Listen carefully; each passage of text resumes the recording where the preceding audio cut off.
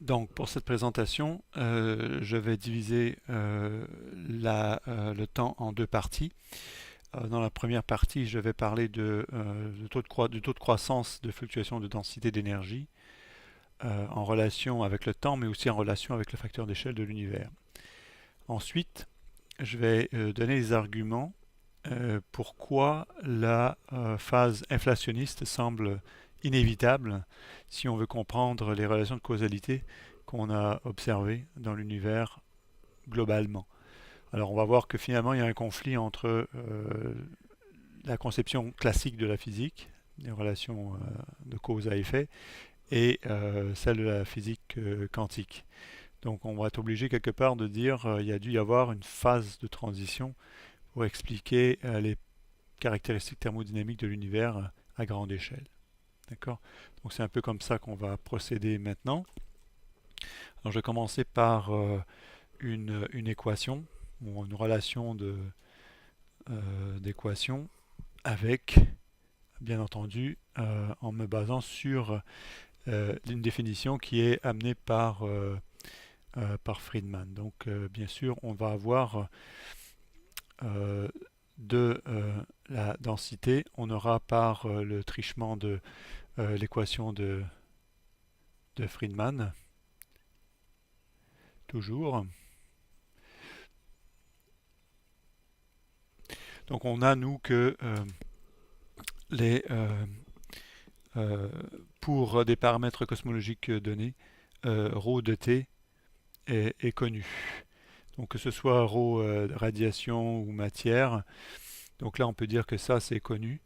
Et par le trichement du paramètre de Hubble, on connaît l'évolution temporelle du facteur d'échelle R de t. Donc si on connaît ça, on peut aussi l'écrire en termes de décalage spectral Z, comme ça. D'accord? Donc je ne vais pas réécrire ces équations-là, mais en gros, ce qu'on pourra faire, c'est venir à perturber donc cette densité, euh, cette densité moyenne de l'univers et parler plutôt du taux de croissance de ces fluctuations-là. Donc si j'appelle delta un contraste,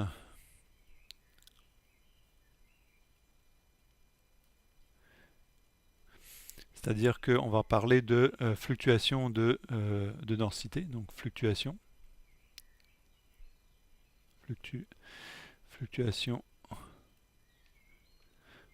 de densité.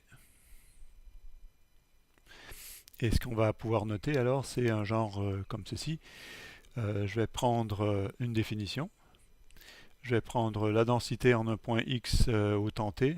D'accord? Je vais soustraire la densité moyenne. Donc la densité moyenne, c'est celle de l'univers de Friedman, qui ne dépendra alors que du temps, puisqu'on est dans le régime isotrope. Et je vais mettre ici une barre oblique par-dessus. Donc je vais dire, pour me souvenir que c'est une moyenne, sur la densité, donc le système de densité de Friedman comme ça. Donc là, je peux laisser tomber dans la suite. Je vais laisser tomber les dépendances explicites au temps et ainsi de suite. Et ce qui veut dire, parce que c'est implicite, ce qui va dépendre de la position, c'est notre densité réelle ici, et que je vais souligner ici en rouge. D'accord? Donc vous avez cette densité qui est clairement dépend de la position dans l'espace et qui fait que ce delta est différent de 0. Mais il peut être positif ou négatif. D'accord? Ah, positif ou négatif. Voilà. Donc l'idée c'est de dire qu'en général on devrait écrire une forme de perturbation des équations de Friedman. Donc si je parle de variation delta non nulle, je peux aussi dire que je suis en train de perturber le, euh, le potentiel cosmologique et de ce fait la densité fluctue de point en point. D'accord? Donc on peut ramener tout ça en termes d'évolution temporelle de ce paramètre delta qui va dépendre bien sûr du point de l'espace x et du temps t. D'accord? Donc là, ce qu'on va écrire, c'est pas, on va pas faire le calcul détaillé de comment on obtient cette relation-là, mais essentiellement, c'est une perturbation au premier ordre qui permet donc un développement limité, si vous voulez, qui permet d'écrire en fait avec cette définition-là, donc de delta, permet d'écrire que les variations temporelles, donc je vais écrire la deuxième dérivée delta, et permettez-moi d'écrire que la dépendance temporelle ici, d'accord, comme ceci, comme ceci, égale, non, je vais plutôt ramener ça sous forme d'un terme positif, ça vaudra mieux, parce que c'est souvent comme ça qu'il est présenté. Donc je vais effacer l'égalité qui est ici, et je vais remettre en fait un terme, ah, pardon, je vais remettre un terme qui est en principe avec un signe positif ici, du même côté, donc 2 fois h, le paramètre de Hubble, fois delta point, donc le point est la dérivée par rapport au temps, est égal à, ici je vais donc écrire en factorisant 8 tiers, parce que là il va falloir distinguer entre deux régimes, 8 tiers de pi g rho delta. Tout ça c'est multiplié par, donc il y a un paramètre ici, ou un facteur, c'est un facteur 4 ou un facteur 3,5 selon le régime dans lequel on se trouve. Donc dans le cas où le facteur est 4, c'est le cas où on est dans le régime où la densité d'énergie est dominée par la radiation, comme ça. Et le facteur 3,5, c'est quand on est dans le cas où c'est la matière qui domine. Donc matière ici, toc, comme ça. Donc ici, si vous préférez, vous pouvez dire c'est l'univers froid. D'accord? Donc l'idée, c'est que vous avez quelque chose qui est linéaire en delta. Donc vous avez delta qui apparaît à la puissance 1 ici. Et il n'y a que des facteurs multiplicatifs qui sont soit des constantes ici, par exemple le facteur 8 tiers pi, etc.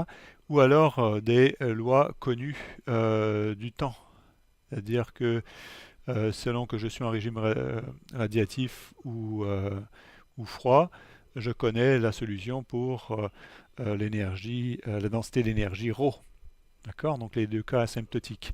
Donc maintenant, si je remarque que H peut toujours s'écrire, donc H, le paramètre de Hubble, peut toujours s'écrire R point sur R, donc est nécessairement proportionnel à l'inverse du temps. D'accord? C'est une dérivée logarithmique par rapport au temps. Donc, quand vous regardez ça dans cette équation différentielle, peut-être qu'on devrait l'appeler l'équation différentielle 1.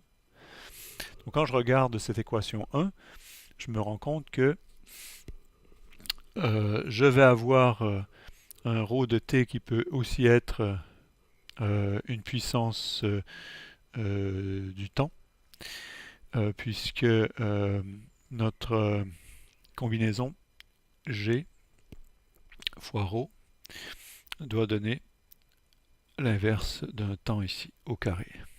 D'accord?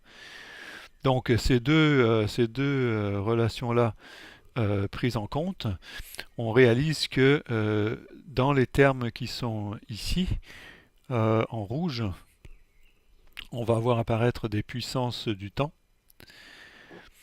et multipliées par delta ou ses dérivés. Ce qui amène en fait la possibilité d'écrire delta, ou au moins une branche ou une solution de delta de t,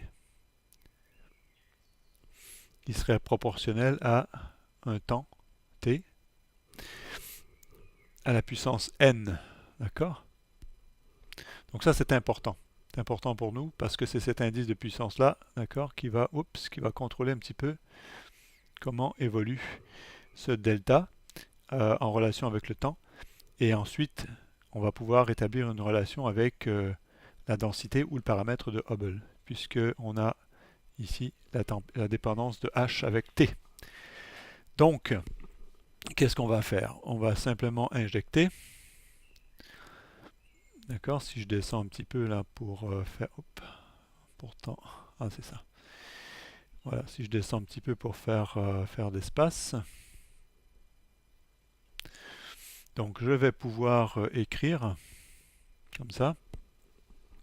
Je vais pouvoir écrire que je vais trouver deux solutions, puisque en écrivant delta t comme ceci en puissance de n, je vais avoir que delta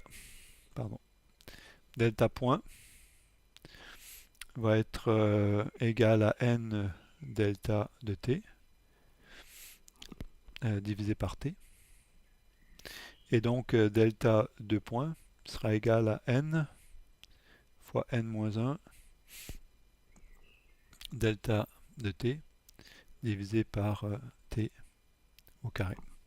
D'accord, donc je prends ça et je réécris mon équation 1 pour avoir une nouvelle version. Et à ce moment-là, ça va dépendre, en fait, la solution pour n. Donc vous voyez que je me retrouve avec du n fois n-1 plus 2h. Donc le h, je peux écrire... ah pardon, là il y a du t à la t puissance moins 2. Ici, je vais avoir du 2 fois h0, par exemple, t à la puissance moins 2 va être égal à 8 tiers pi t à la puissance moins 2. Ouais. Et tout ça, donc fois un facteur qui est soit 4 soit 4 fois ou 3 demi, là, selon le régime. Et tout ça, en fait, c'est factorisant, donc t à la puissance n, qui est une puissance commune de chaque côté de l'égalité. Donc vous allez pouvoir éliminer les dépendances temporelles, ici, ici, ici, et vous allez pouvoir résoudre... Oh, il me manque un facteur n, pardon, j'ai oublié un n par ici. Donc vous allez avoir en fait une relation quadratique pour n, et donc il y aura deux solutions possibles pour n, donc quadratique.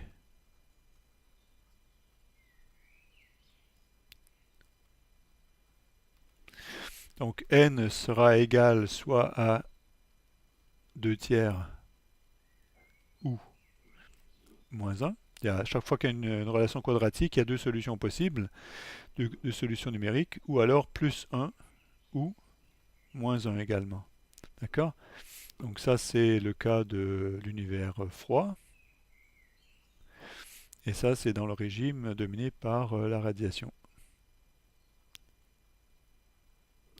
Ce qui veut dire en fait que, ayant des dépendances temporelles avec le temps qui augmente, donc si je prends le temps t qui augmente, je vais trouver un delta, donc un contraste en densité, qui va augmenter si n est positif, bien sûr.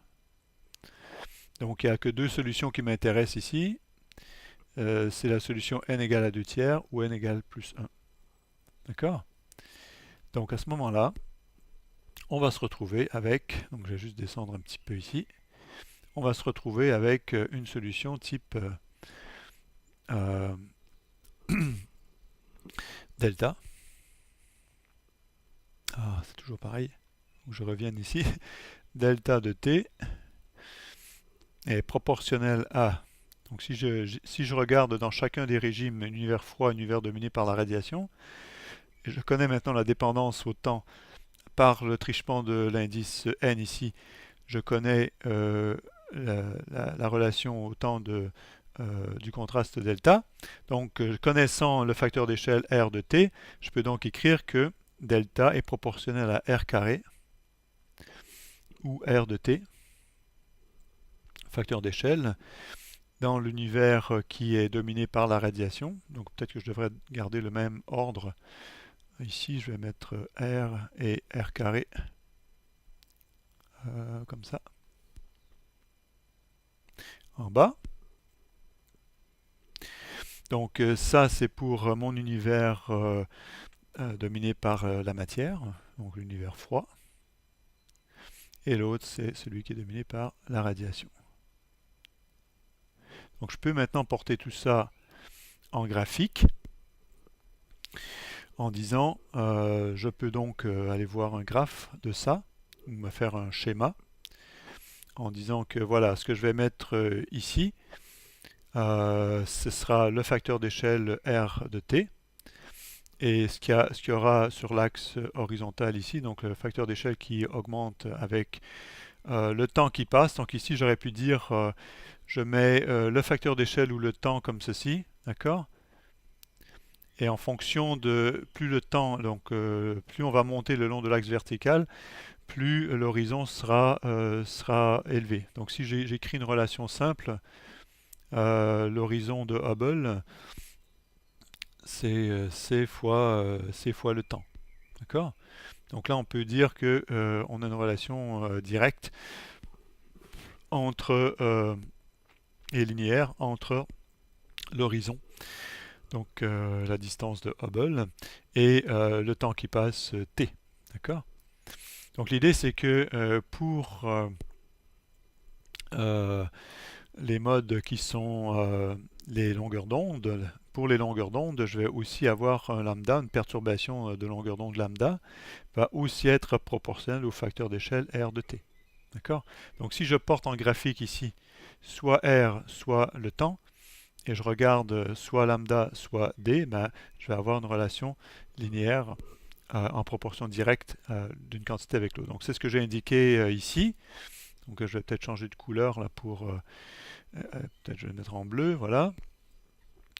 Et c'est ce que j'ai indiqué ici pour le facteur d'échelle et la longueur d'onde d'une perturbation. D'accord? Après, vous avez donc R qui croît avec lambda ou lambda qui croît avec R.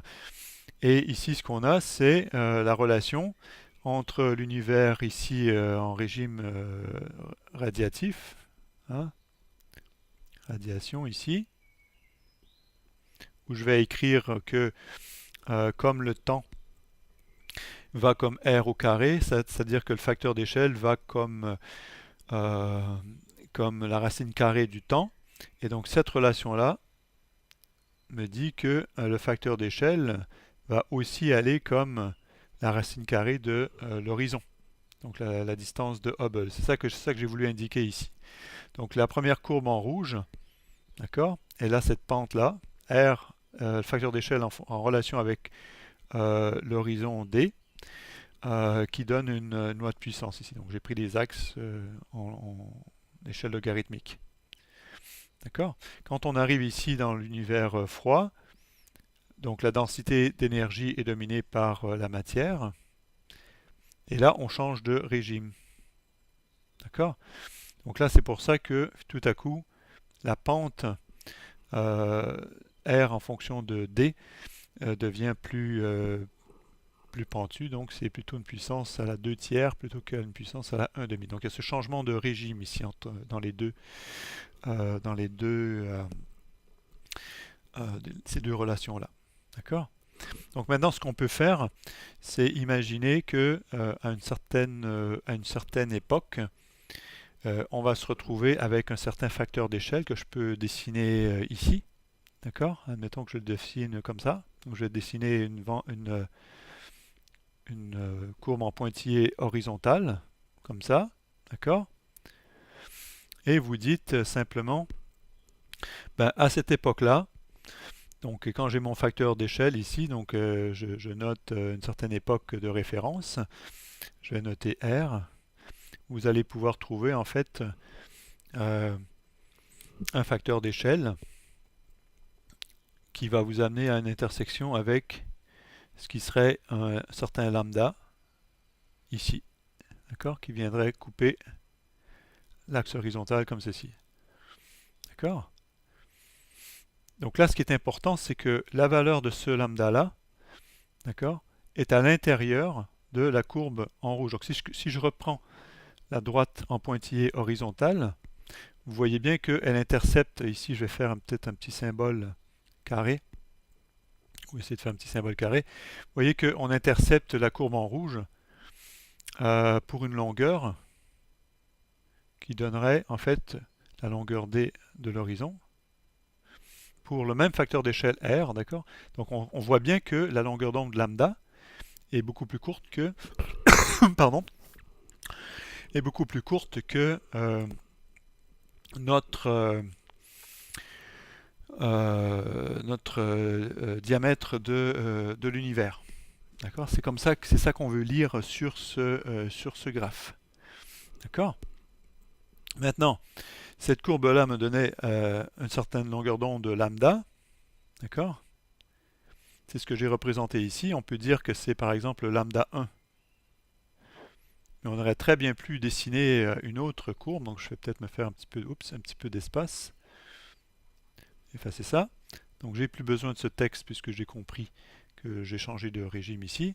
Mais j'aurais très bien pu dessiner une autre courbe, comme ça, en traçant une pente comme ceci, comme celle de tout à l'heure. Ça va être un petit peu plus délicat. Voilà. Donc j'aurais pu maintenant dire, voilà, ça correspond en fait à une longueur d'onde de perturbation que je peux appeler lambda 2. Et en fait, pour ce facteur d'échelle que j'avais tout à l'heure, d'accord, vous voyez que ma longueur d'onde lambda 2, qu'on va lire ici comme ça, d'accord, cette fois, elle est beaucoup plus grande que pour le même facteur d'échelle r de t qu'on a ici. On a un lambda 2 qui peut être intrinsèquement beaucoup plus grand que la taille ou le diamètre de l'univers ici. Donc là, ça veut dire simplement que les modes de perturbation qui sont à très très grande échelle, quelque part des échelles arbitrairement grandes, eh ben, ils peuvent n'avoir aucun impact ou un impact très mitigé sur ce qui se passe à l'intérieur de l'horizon, puisqu'on touche à des tailles qui sont beaucoup trop grande. Donc, si vous voulez, c'est comme si la perturbation en mode de Fourier, la perturbation était tellement grande qu'on sent à peine les variations de densité localement qu'elle peut induire. D'accord? Donc c'est ça que ce graphe nous apprend, quelque part. Donc cette idée de, pardon, de causalité semble descendre jusqu'à l'époque où, donc je vais peut-être reprendre ça ici, en blanc, ici, jusqu'à dh égale 0, c'est-à-dire t égale 0, c'est-à-dire l'instant même du Big Bang. D'accord? T égale 0 ici. Donc, ce que ça voudrait dire, en fait, c'est qu'on a toujours cette relation de causalité. Et en fait, comme on va le voir dans la deuxième partie, c'est ça en fait qui va causer des petits problèmes. Parce que si j'ai la causalité partout, je vais me retrouver avec une difficulté à faire la physique de façon cohérente.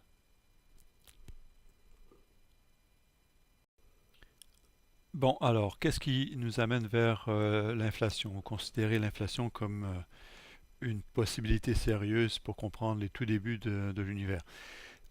On sait déjà en ayant vu le super amas de galaxies Liniakea ou l'amas de Combe, des objets qui sont toujours en pleine formation si on veut. Et donc, ce sont donc des modes de densité ou de surdensité qui sont en train de se développer, qui sont en train de croître et qui prennent beaucoup de temps bien sûr à se développer parce que ce sont des modes qui se sont formés sur de très grandes longueurs d'onde physiques.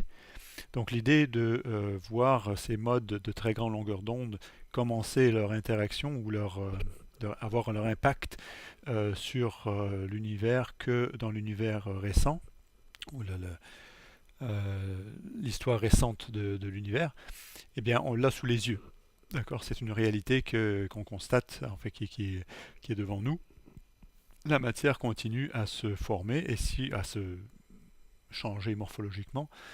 Et si on veut que ce soit le cas, ben, il faut donc qu'on imagine en fait que au fur et à mesure que le diamètre, donc l'horizon de l'univers, donc ce que j'ai appelé le diamètre de Hubble, augmente avec le temps qui passe, eh bien, il faut qu'on soit capable donc de ramener sous forme de causalité par le jeu du transport d'informations à la vitesse de la lumière, par les ondes gravitationnelles, par la gravitation, et pas que les ondes gravitationnelles, mais la gravitation tout court. Eh bien, il faut donc que ces modes-là deviennent euh, actifs qu'à partir d'une certaine époque de l'univers, d'accord, pour une certaine taille, une certaine longueur d'onde donnée, donc taille physique. Et c'est parce que normalement ou logiquement, il n'y aurait pas le temps pour la gravitation d'avoir un impact euh, si le lien de causalité est brisé. D'accord. Donc un des soucis qu'on va avoir, c'est que euh, ça implique qu'il y a des modes de densité qui, dans l'époque passée, devaient être de telle longueur que en fait, la causalité n'était pas possible. Et ce qui, en pensant à la condition qui a amené l'origine de l'univers, qu'est-ce qui a fait que le fond cosmique diffus, le rayonnement, qui vient à la recombinaison, donc ce résidu de rayonnement cosmologique, comment ça se fait qu'il soit si isotrope? D'accord.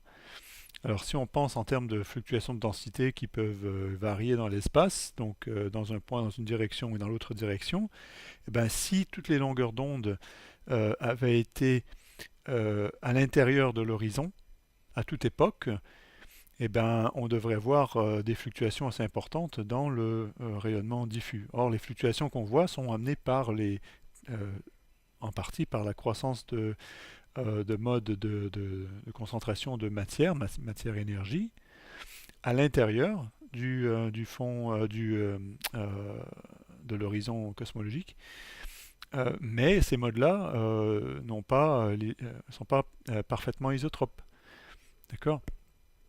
Donc on pourrait très bien imaginer en fait que le 3 Kelvin fétiche qu'on mesure, que déjà Penzias et Wilson avaient estimé dans les années 60, qu'en fait on devrait voir des modulations angulaires importantes, d'accord, au fur et à mesure qu'on déplace notre caméra. Et c'est pas ça qu'on a observé.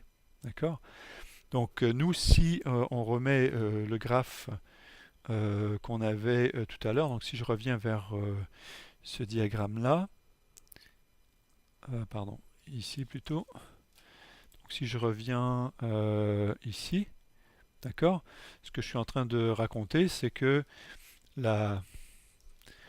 D'accord, donc si on était dans le cas de figure où, comme tout à l'heure, on avait, disons, une certaine époque, on a un facteur d'échelle R de t, eh bien on aurait toujours que euh, pour un horizon qui tend vers 0, eh bien, on devrait avoir en fait que la longueur d'onde de perturbation tombe à l'intérieur de ce qu'on va appeler notre D, euh, le diamètre de l'univers.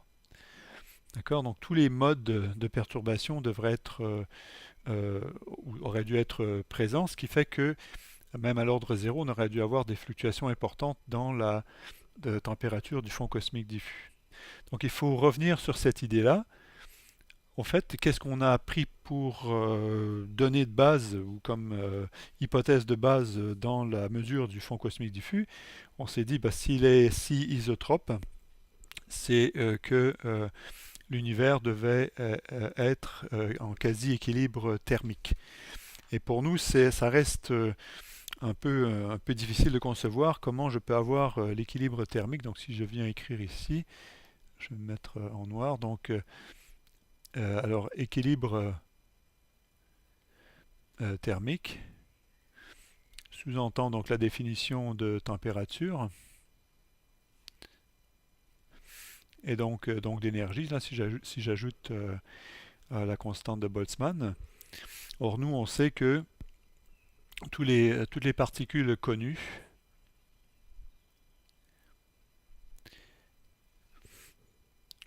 sont relativistes.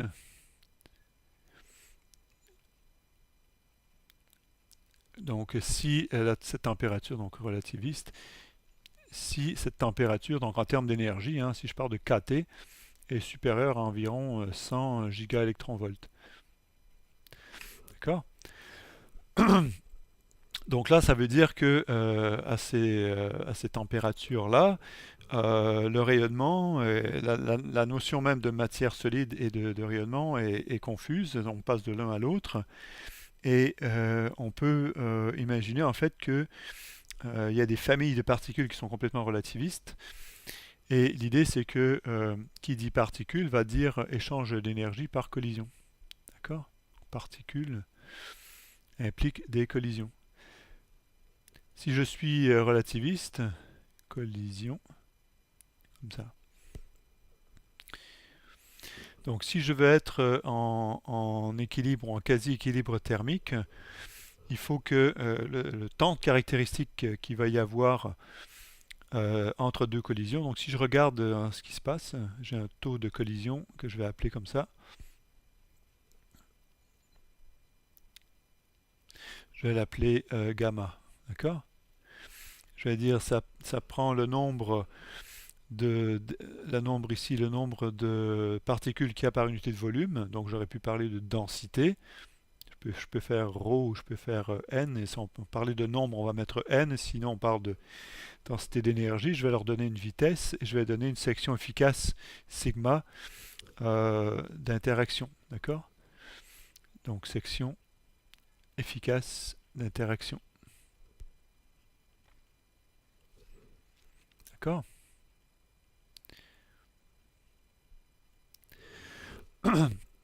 Donc le V qu'il y a ici, si on est en régime relativiste, ben V c'est à peu près la vitesse de la lumière, donc la célérité. Donc on n'attend pas beaucoup de variations dans la vitesse relative entre deux collisions. Donc je vais avoir simplement une particule qui passe par là et une autre particule qui est ici. Je vais simplement lui donner une section efficace d'interaction pour ces particules-là. D'accord? Donc je vais avoir la particule 1 ici, elle interagit avec l'autre et après elles vont échanger de l'énergie. Il y en a une qui va aller par là et l'autre va aller par ici et ainsi de suite. D'accord? Donc l'idée c'est de dire que si j'ai un taux d'interaction comme ceci, je vais avoir un temps caractéristique pour les collisions, donc je vais appeler T col ou TC, qui va être en relation directe avec l'inverse de ce taux de collision. Donc taux, c'est le nombre de collisions. Je vais l'écrire ici, nombre de collisions par unité de temps.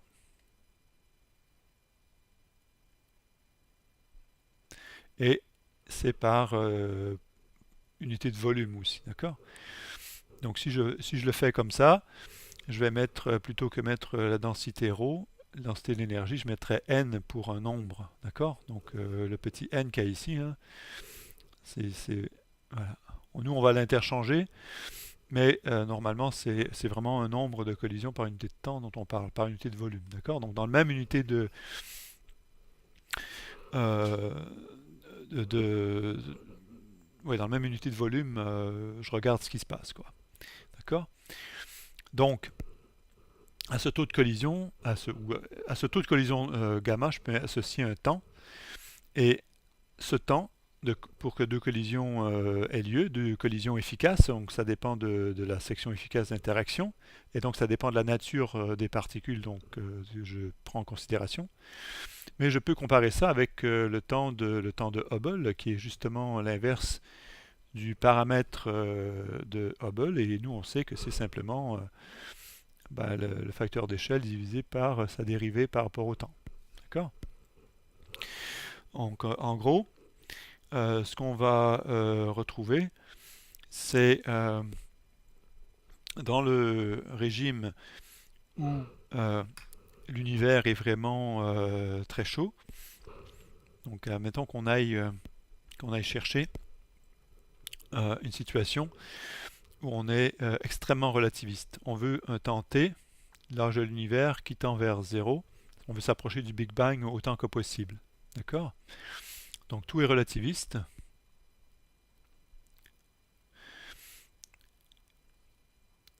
Et en fait, je n'ai pas d'échelle de caractéristiques. D'accord? Pas d'échelle de taille.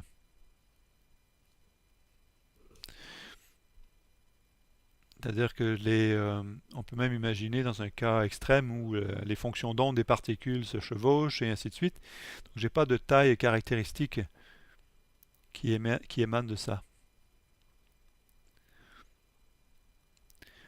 C'est-à-dire que dans l'univers froid, je peux distinguer entre des protons et des électrons parce que je peux définir une section efficace d'interaction entre une particule et l'autre.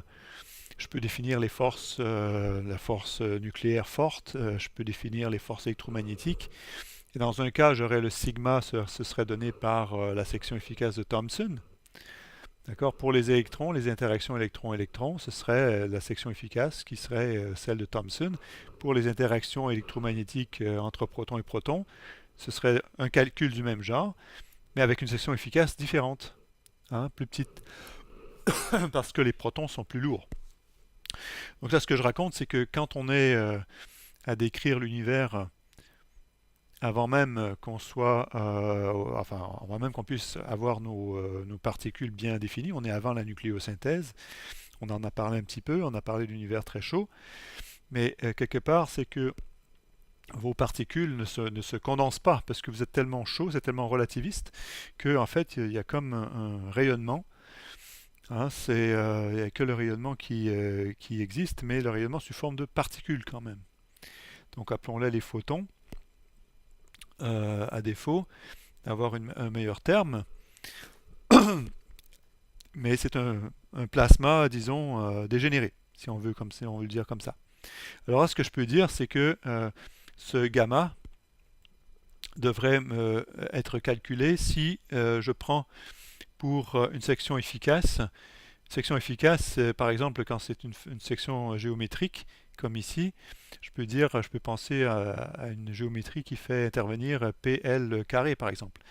Donc si c'est une cible, par exemple, hein, un jeu de dard, donc vous avez une section efficace d'interaction qui peut aller comme le carré d'une longueur. D'accord? Donc si ça va comme le carré d'une longueur, pour nous en cosmologie, on sait que les longueurs vont aller comme le carré du facteur d'échelle R. Et en régime relativiste, on sait que R est proportionnel à 1 sur l'inverse de la température. D'accord? Donc là, je vais peut-être même le noter en rouge. Parce que ça, on l'a dit, on l'a calculé.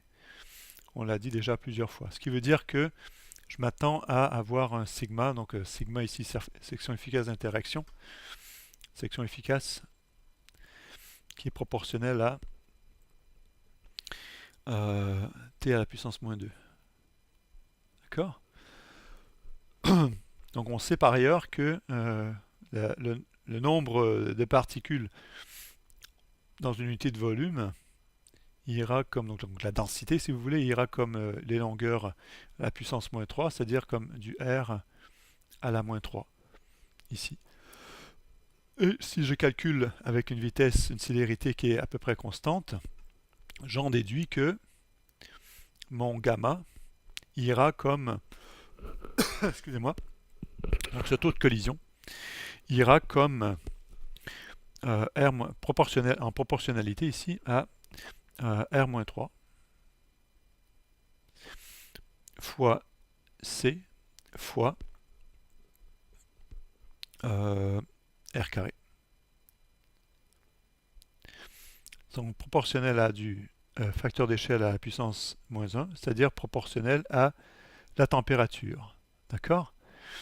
Et ce que vous allez pouvoir écrire pour H, par exemple, c'est que H, lui, va être proportionnel à la température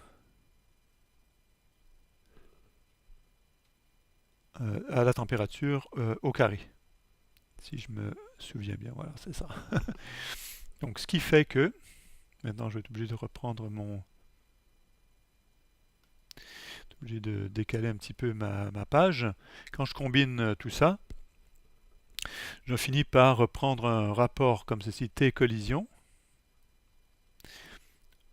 au temps de Hubble TH, qui va dépendre de H bien sûr. Donc j'ai du 1 sur gamma ici, divisé par 1 sur H. Autrement dit, ce rapport-là, c'est rien d'autre que H sur gamma. Et donc on va se retrouver avec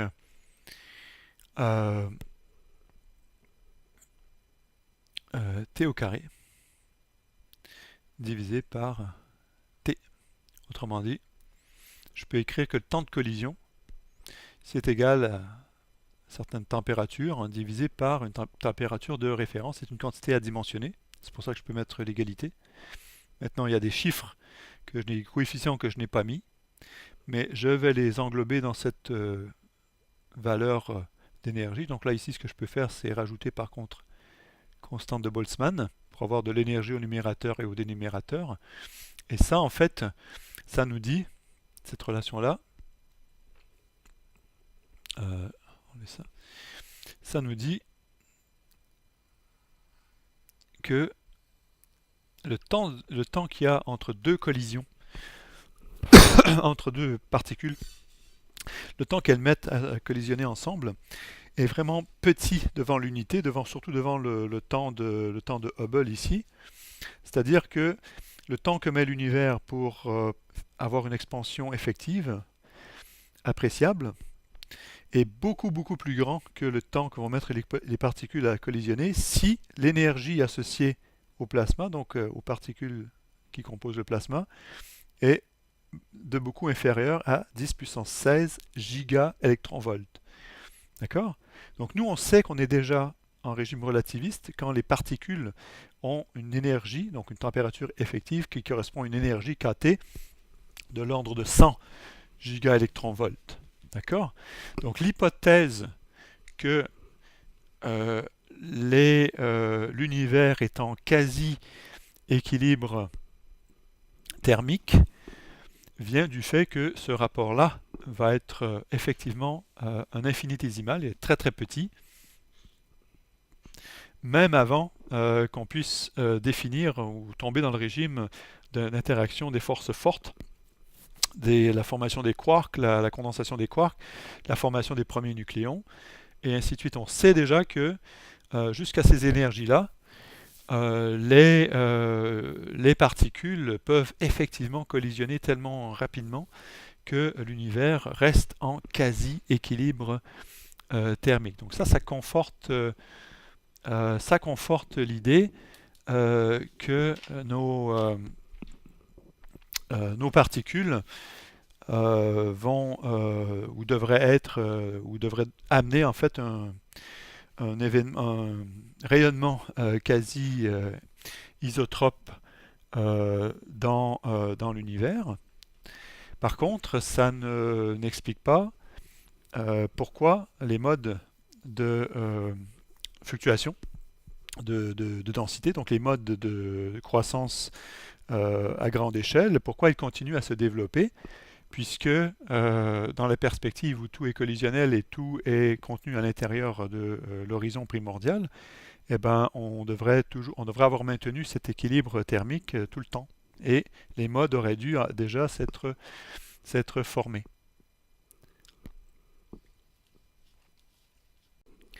Donc voilà, d'où vient ces taux de croissance, comment est-ce qu'on peut les comprendre? Comment est-ce qu'on peut comprendre que l'univers, la température du fond cosmique diffus soit si uniforme, alors que, en principe, l'horizon, comme l'horizon croît, vous avez de part et d'autre, il y a la notion de causalité qui dit qu'à l'intérieur de l'horizon, on vient à un premier contact d'informations qui traverse l'horizon en un temps de Hubble, et déjà on a cet équilibre thermique, le fond cosmique diffus à 3 Kelvin. Donc on doit comprendre ça comme quelque chose qui est en contradiction avec le fait que le principe de causalité demande du temps, demande qu'il y ait eu un contact permanent entre chaque point de l'univers. Et nous, on a donc de la difficulté à comprendre pourquoi, dans un univers qui aurait l'âge de 13,5 milliards d'années, pourquoi tous ces modes auraient déjà été bien saturés, bien définis dans le rayonnement diffus, alors que au niveau de la matière, on continue à développer ces grandes structures et ainsi de suite. Donc, on va regarder un petit peu ce qui se passe en termes de taux de croissance. Donc là, je vais remettre mon open board et dire que voilà, la situation était que les particules sont tout à fait collisionnelles entre elles jusqu'à une énergie qui appelle des ordres de grandeur de l'ordre de 10 puissance 16 gigaélectronvolts, donc qui est une quantité d'énergie phénoménale. Donc quand on arrive aujourd'hui au LHC avec des températures effectives, donc d'énergie de l'ordre de 100 gigaélectronvolts, eh ben, vous avez encore 14 ordres de grandeur à parcourir pour atteindre une situation où le temps collisionnel, donc ici que ce temps collisionnel là, oups, pardon, comme ça, ce temps collisionnel que j'ai ici, devient comparable au temps effectif, ou l'âge effectif de l'univers à l'époque H, donc le paramètre de Hubble défini à l'époque concernée. D'accord? Et pas à l'époque, pas aujourd'hui. D'accord? On remonte dans le passé. Donc là, l'idée, c'est de dire que éventuellement, vous allez peut-être trouver une taille où cette quantité-là devient de l'ordre de l'unité. D'accord? Alors, si on regarde un petit peu ce qui peut se passer,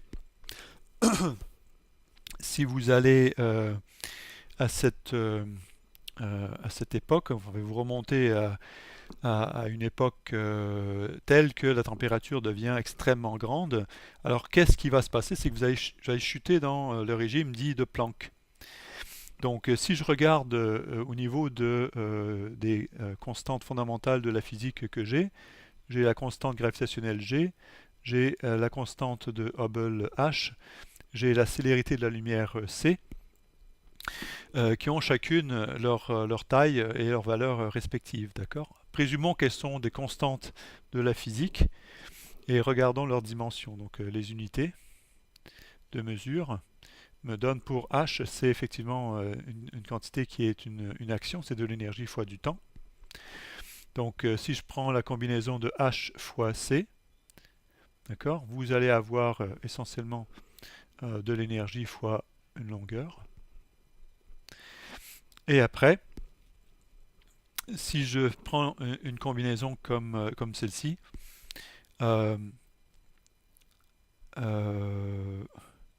HC, donc je peux donc faire ceci, H fois C est égal à une quantité d'énergie que je sais définir, c'est une masse fois C au carré, et je vais donc définir que cette longueur-là, c'est la longueur de Planck. D'accord? Donc longueur de Planck, masse de Planck se combinerait comme ceci, en relation avec la constante de Planck, donc une constante de physique fondamentale, et la célérité de la lumière C. Donc quel est alors le temps t qui va correspondre donc au temps de Planck? Eh bien on aura tout simplement à définir ce temps comme étant une longueur, donc le diamètre de l'univers, donc dH à l'époque de Planck. Je vais définir comme étant 2 fois la célérité de la lumière fois le temps de Planck me donnerait, en gros, hein, à la louche, la longueur de Planck comme ceci. D'accord? Donc, ce que je vais retrouver, c'est ces combinaisons de paramètres avec lesquels je vais devoir maintenant composer une masse de Planck comme ceci. Alors si je commence par composer la masse de Planck,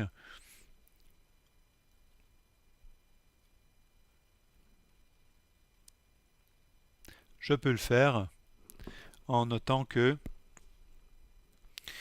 euh, la combinaison H,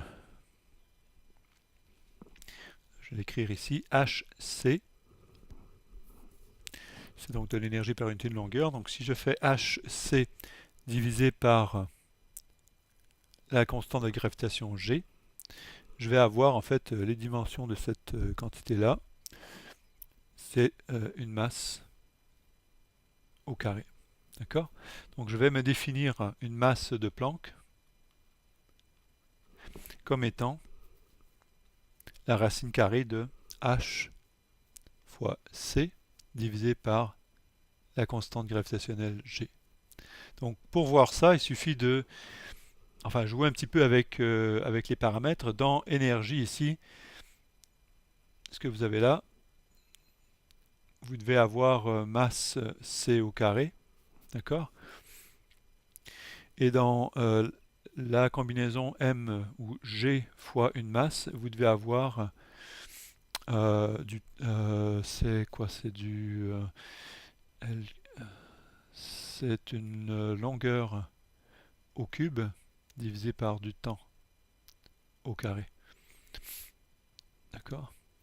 Donc dans L carré sur T carré, je vais avoir du C carré fois L, comme ceci. D'accord? Donc vous voyez que ma longueur de Planck, donc si je fais ce genre j'amène ce genre de raisonnement, M sur C carré, donc vous voyez que j'ai M sur L amène de l'énergie, et après je fais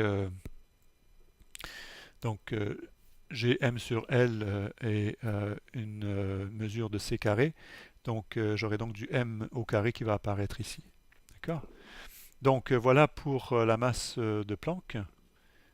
Après, je vais descendre un petit peu ici et écrire les relations pour les autres paramètres.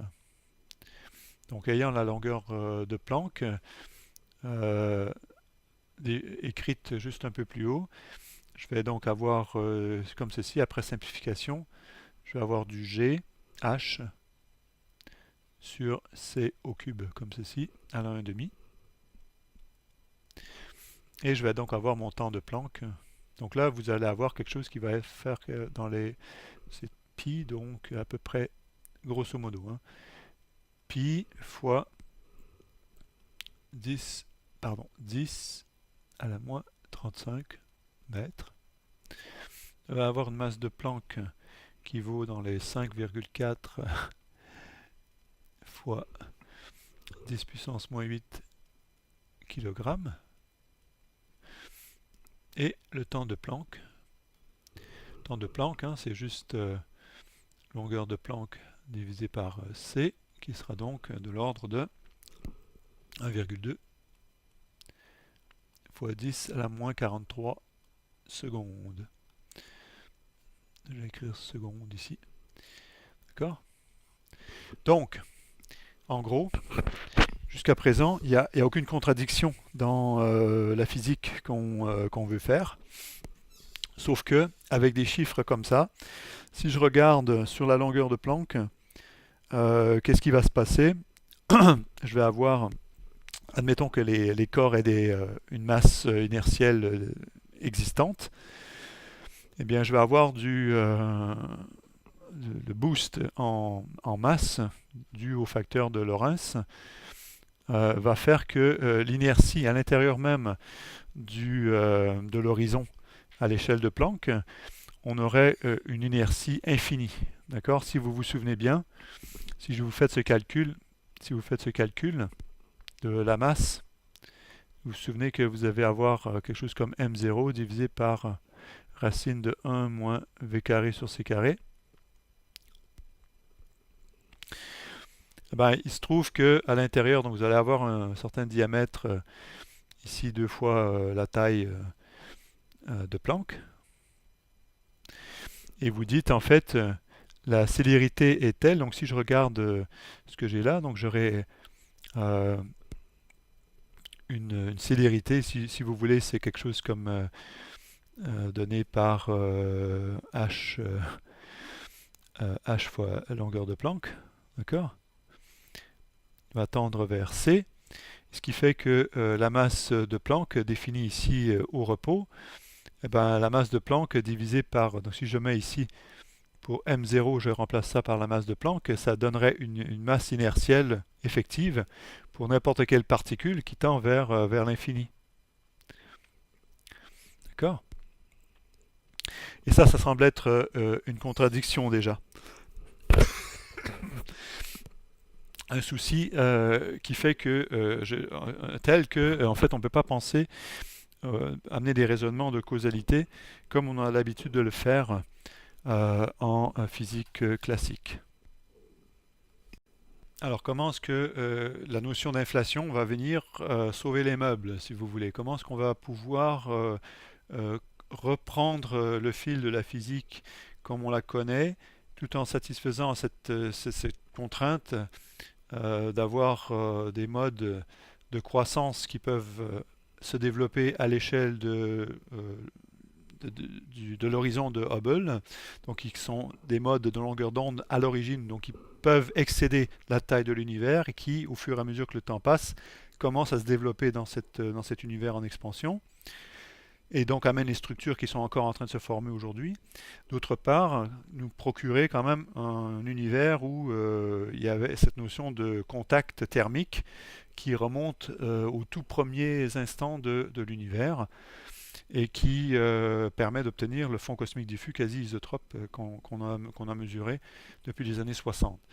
Alors, euh, d'une part, et d'autre part, éviter ce conflit entre la physique classique, où on a la causalité et la célérité de la lumière, et cette notion d'inertie qui semble conflictuelle avec l'idée que l'univers procède d'un fluide, d'un plasma très très chaud en expansion depuis une taille qui est de l'ordre de la taille de Planck. La taille de Planck à l'échelle de laquelle donc ou devrait s'abîmer la notion de physique classique. On ne peut plus maintenant ignorer les effets quantiques. Et en fait, la notion de fluctuation de densité va venir de la physique quantique, puisqu'on saura que on n'a pas pu maintenir l'univers à une taille aussi petite sur une période de temps prolongée sans induire des fluctuations d'énergie quelque part. Donc ça, c'est le principe d'Heisenberg qui nous apprend ça.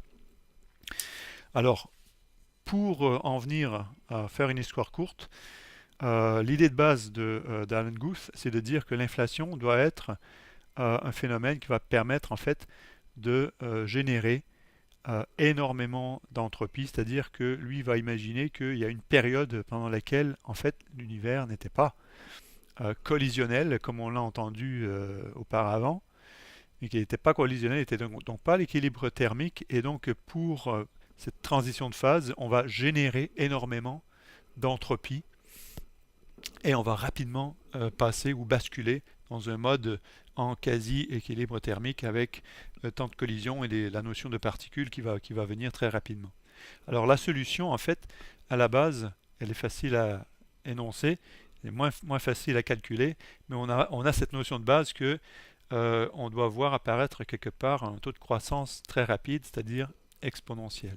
Donc si je reprends un petit peu nos notions et je m'inspire ici des travaux d'Alan Guth à l'origine, donc pour la notion d'inflation. Nous, on a déjà vu que, en fait, à température donnée, donc si je prends température donnée, je sais que je vais pouvoir calculer l'entropie d'un système comme entropie S, on va dire, comme la constante de Boltzmann fois le logarithme de oméga. Donc cet oméga ici, hein, donc le nombre d'états d'un système à une énergie donnée.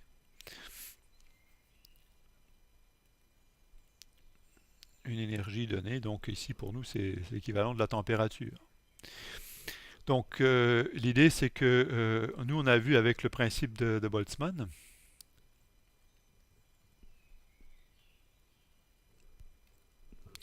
que un état d'équilibre peut se définir si je regarde le nombre d'états à une énergie, donc configuration de système à une énergie E, je compare le même système, je compare son nombre d'états à une énergie E', et en fait, ça va me donner une indication du temps que le système va passer dans cette configuration E comparé à une configuration d'énergie E' qui est proche de cette énergie E. D'accord? Donc je prends ici E' très proche de E, mais différent hein,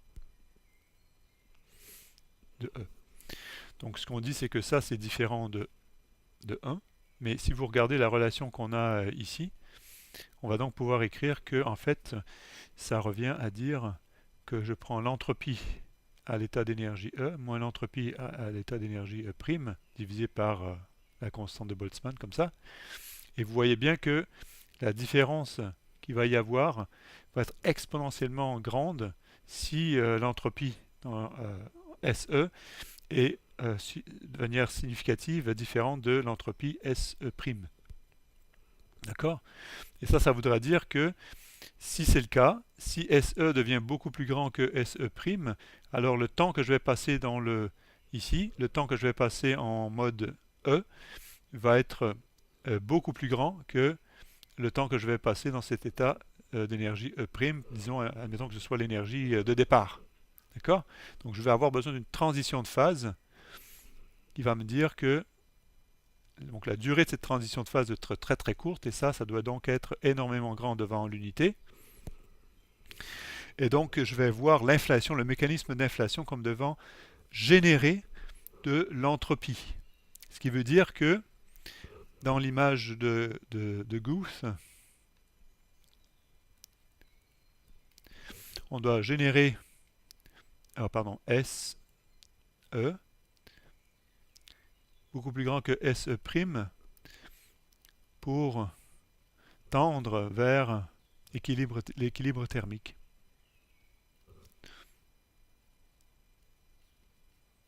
D'accord? Autrement dit, on va prendre un petit volume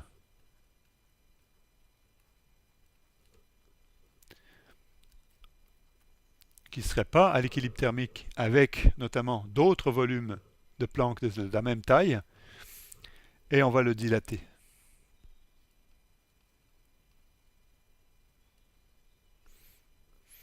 Exponentiellement. De sorte que à l'intérieur de ce petit volume, à l'origine un petit volume, donc ça c'est donc un petit volume,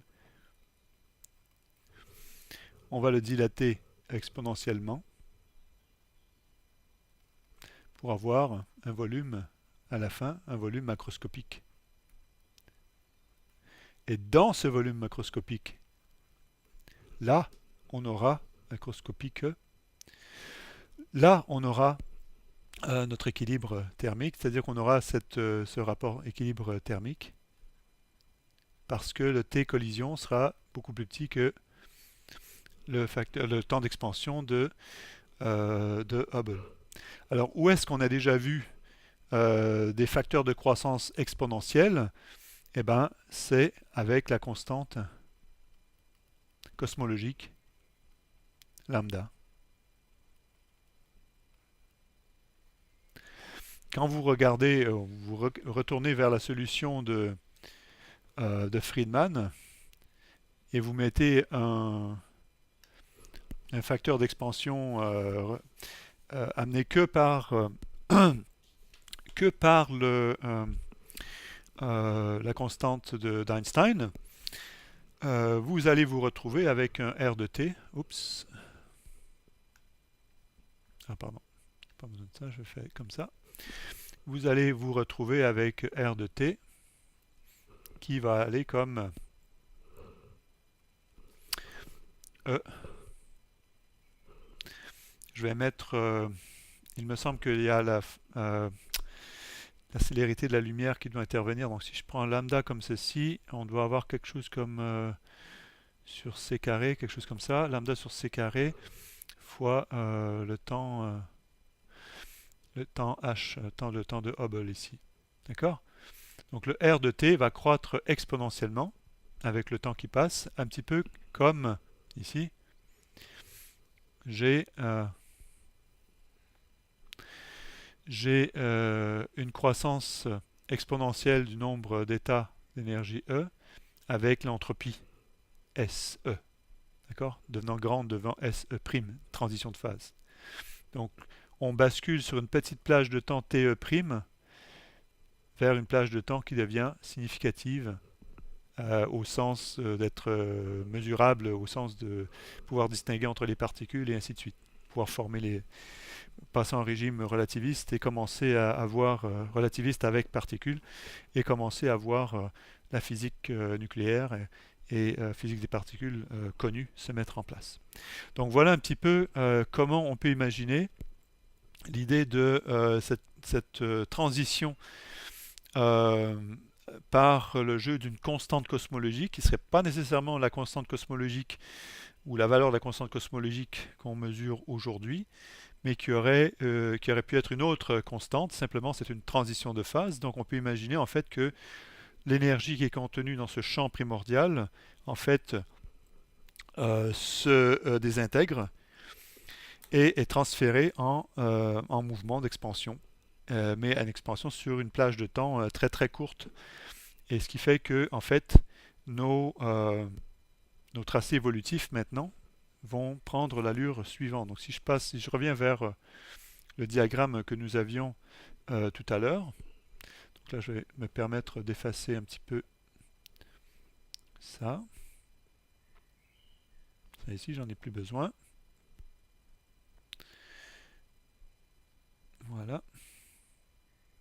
Donc j'efface ce qui est en bleu pour dire que, en fait, ce qu'on va trouver, donc là je vais peut-être être obligé de m'arrêter parce que, mais en gros, ce qu'on va trouver, ça je vais l'enlever comme ça, et celui-là aussi. Voilà. Donc ce qu'on va trouver en fait, c'est que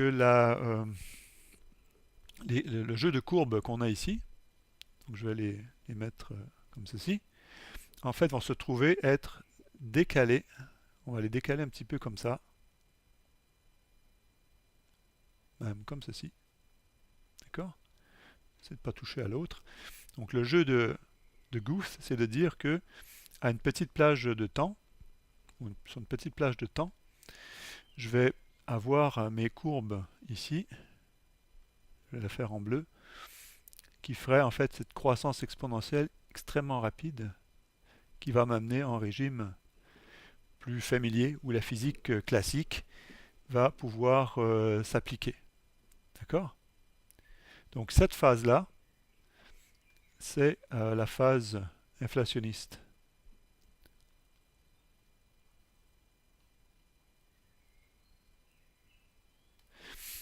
Et elle a dû avoir une durée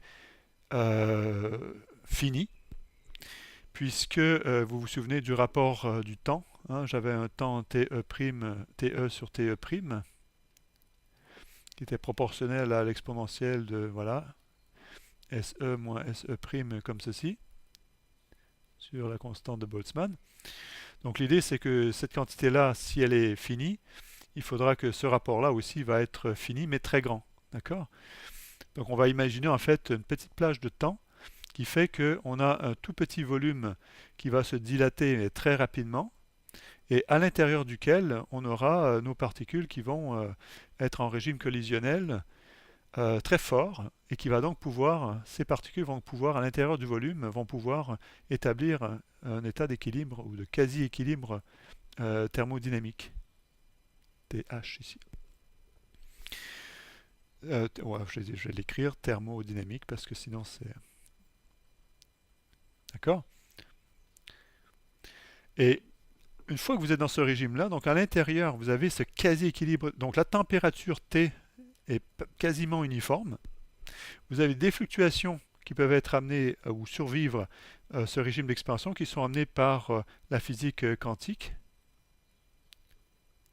Donc la physique quantique va vous dire que vous avez des delta rho sur rho, donc des densités d'énergie, des fluctuations de densité d'énergie à l'intérieur de ce volume, d'accord?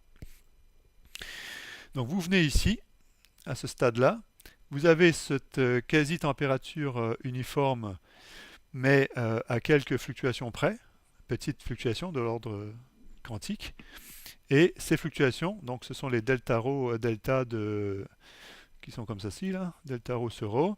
Celles-là, elles vont croître avec R carré d'abord, puis proportionnel à R par la suite. Donc l'idée, c'est que quand vous êtes ici maintenant, dans ce régime-là, maintenant vous pouvez venir ici et poser, par exemple ici, et poser votre facteur d'échelle et réaliser que effectivement j'ai des modes qui sont de taille plus petite que celle de l'horizon, mais je vais aussi avoir des modes de perturbation qui peuvent excéder, donc qui sont ici comme ça, qui peuvent donner des longueurs d'onde lambda qui ont une valeur qui excède celle de l'horizon cosmologique ici. D'accord? Donc c'est le même raisonnement qu'avant, pour dire qu'on intègre, on a donc des modes dans le futur qui vont, des modes qui vont entrer. Donc avec le temps qui passe, on se dirige comme ceci. Donc le temps qui s'écoule par là, donc on monte verticalement, quoi.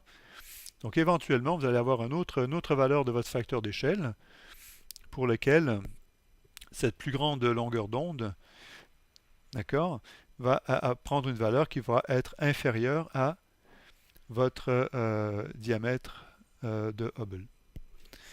Et ainsi de suite. Donc là, on retombe sur nos pieds. On a cette phase d'inflation qui peut sauver les meubles, comme je disais tout à l'heure, et qui va vous donner une solution mathématiquement et physiquement motivée, mais mathématiquement correcte, sauf que vous devez trouver le mécanisme qui entraîne cette transition de phase et l'expliquer en termes statistiques, en termes de physique fondamentale. Et ça, malheureusement, ça va déborder le cadre de ce cours. Au revoir.